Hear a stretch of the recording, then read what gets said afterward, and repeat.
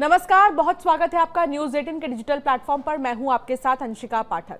नेपाल में जो बाढ़ आई उसके पीछे कई सारे सवाल खड़े हो रहे हैं कि आखिर बाढ़ आई क्यों, कैसे, क्या है इसके पीछे की वजह, क्या है इनसाइड स्टोरी, मैं आपको बताऊंगी कट टू कट इस वीडियो में। साथ ही आपको कुछ तस्वीर मैं दिखाती हूं, कुछ मैप्स मैं आपको दिखाऊंगी, जिससे कि आप ये समझ पाएंगे कि आखिर कहां से जो है झील के फटने के बाद कहां तक तबाही आई थी और कहां से कहां तक पूरा बाढ़ का पानी आया, कितना लॉस हुआ, कितने पुल जो है ध्वस्त हुए हैं और कितने लोग अभी लापता हैं। ताजा आंकड़े जो अभी तक सामने आए हैं, आंकड़े बढ़ भी सकते हैं।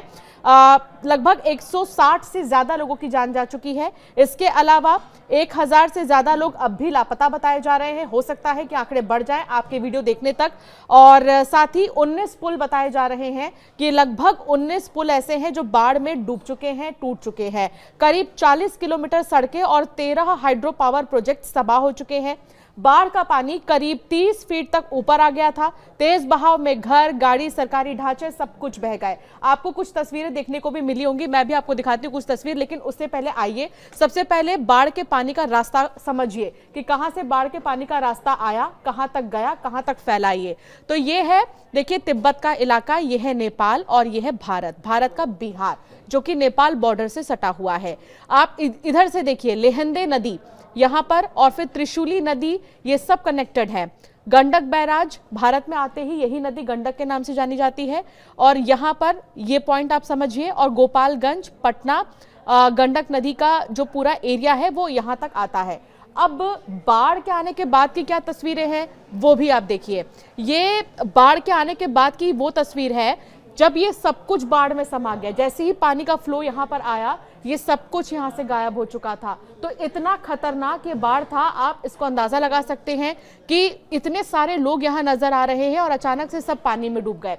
सवाल ये भी उठता है कि लेहंदे नदी पर झील कैसे बनी और कैसे टूटी। तो सबसे पहले आप इसे समझिए। पहले तो ये कहा जा रहा है कि ग्लेशियर टूटा। ग्लेशियर के टूटने के बाद जो है नदी का बहाव रुका ही नहीं और बढ़ता ही चला गया। तो ग्लेशियर से बर्फ और पत्थरों का बहुत बड़ा हिस्सा टूटकर नदी में गिरा। ग्लेशियर से गिरे हुए मलबे से नदी का बहाव रुक गया और झील बन गई यहाँ पर। फिर उसके बाद झील में पानी बढ़ा। जब रास्ता बंद होने से पानी पीछे की तरफ जमा होता गया और अस्थायी झील का जलस्तर तेजी से बढ़ा। फिर उसके बाद दबाव से रुकावट हटी है। झील से ज्यादा पानी जमा होने से दबाव बढ़ा और रुकावट टूटकर हट गई। झील टूटने से बाढ़ आई और ये देखिए भोटे, कोशी, फिर त्रिशूली नदी में बाढ़ आ गई। जिसके बाद रसुआ जिले के तिमूरे और आसपास के जितने भी गांव इलाके थे वो सब प्रभावित हुए हैं। हुआ क्या था एग्जैक्टली ये आप इस तस्वीर के जरिए समझ पाएंगे। अब भूकंप, एवलांच, बाढ़ और फिर तबाही, कुछ इस तरह मंजर वहां पर ऐसा है। देखिए ये तिब्बत वाला एरिया है जो हम आपको दिखा रहे हैं। भूस्खलन के बाद ये देखिए तिब्बत का एरिया, भूस्खलन, और उसके बाद भूस्खलन से बांध और झील जो है वो बना था। ये थुमान गांव है। बाढ़ और भूस्खलन से नुकसान भी हुआ है यहाँ पर और नेशनल हाईवे भी इससे बहुत ज्यादा प्रभावित हुआ है। इसके बाद मैं एक तस्वीर आपको और दिखाती हूँ। अब आप ये देखकर सोच रहे होंगे कि आखिर ये क्या है, आखिर इसमें तो भारत के राज्यों का जिक्र हो रहा है। तो ये मान लीजिए आप कि भले ही नेपाल में बाढ़ आया हो, लेकिन आज नहीं तो कल हमारे देश के ऐसे कई राज्य हैं जहां पर इस तरह के बाढ़ का खतरा मंडरा रहा है। कौन से वो राज्य हैं? कुछ स्टडीज ये बताते हैं, कुछ यूनिवर्सिटीज ने एक स्टडी की है। उनके स्टडी के अनुसार जम्मू कश्मीर, हिमाचल, उत्तराखंड, सिक्किम और अरुणाचल प्रदेश, यहां पर बाढ़ का खतरा हमेशा बना रहता है। यहां पर भी झील के टूटने की वजह से बताया यही जा रहा है, फटने की वजह से, कि बाढ़ जैसी स्थितियां बन सकती हैं। और इसीलिए हमेशा यहाँ पर जो है आप भले ही घूमने फिरने जाते होंगे, लेकिन कहा यही जाता है कि इस तरह के मौसम में बल्कि यहाँ जाने से आप बहुत ज़्यादा बचिए, क्योंकि इस मौसम में सबसे ज़्यादा खतरा रहता है, बाढ़ के आने के चांसेस ज़्यादा बढ़ जाते हैं। ये देखिए, इससे समझिए नेपाल, कुशीनगर, ये पूरे इलाके जो हैं आपके, ये भारत के इलाके हैं। उत्तर प्रदेश का कुशीनगर और महाराजगंज, ये गंडक बैराज है। बिहार से जुड़ा हुआ बगहा है ये, जहां खतरा मंडरा रहा है।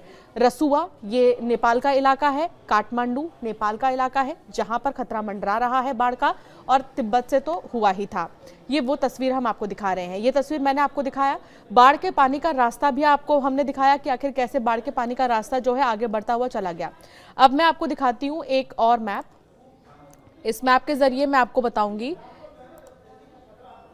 कि आखिर कहां से पानी आया और कहां तक गया। ये देखिए, यहां से सैलाब आया था, तिब्बत से सैलाब आया और ये देखिए, ये पूरा बाढ़ का मंजर है। आप देखकर ही अंदाजा लगाएंगे कि कितनी तेजी से, मतलब 170 किलोमीटर प्रति रफ्तार से अगर आ रही है, प्रति घंटे की रफ्तार से बिहार बॉर्डर से सीधे।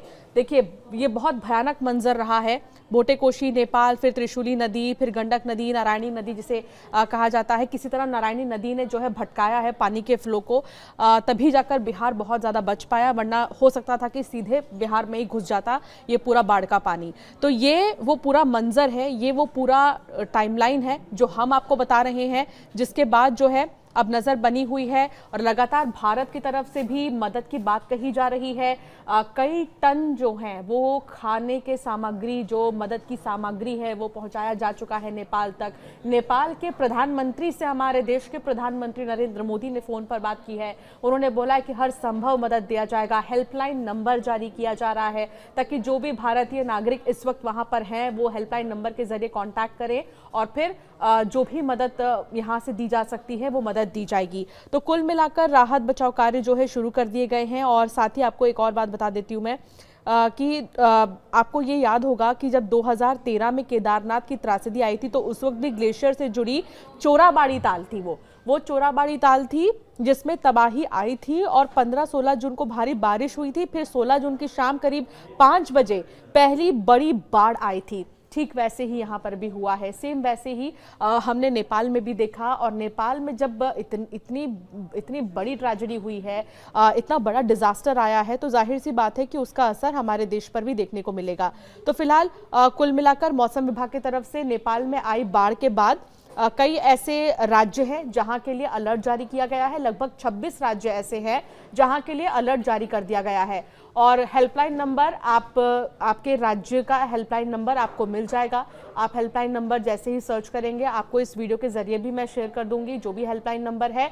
लगातार न सिर्फ नेपाल में सिर्फ भारतीय नागरिक या भारतीय पर्यटक गए हुए थे, बल्कि अलग अलग देशों के पर्यटक भी वहां पर गए हुए थे।